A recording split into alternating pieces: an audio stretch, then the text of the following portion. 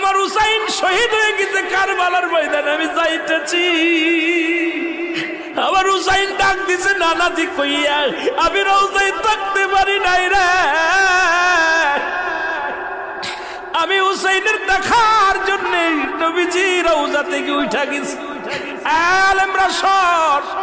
ইবনে আব্বাস বলে আমি স্বপ্নের মধ্যে দেখেছিলাম আমার রাসূল ডাক দে বলে, মক্কা মদিনার মানুষেরা রে আর ঘুমাস না, আর তোরা ঘরের মধ্যে থাকিস না।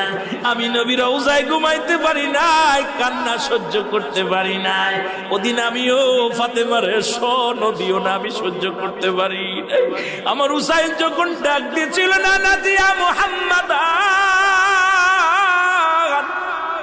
ইয়া মুহাম্মাদান কই যেদিন ডাক দিয়েছিল রে, সেদিন আমি নবী রওজা থেকে পাগলের মতো উঠে কারবালা পর্যন্ত চলে গিয়েছিলাম।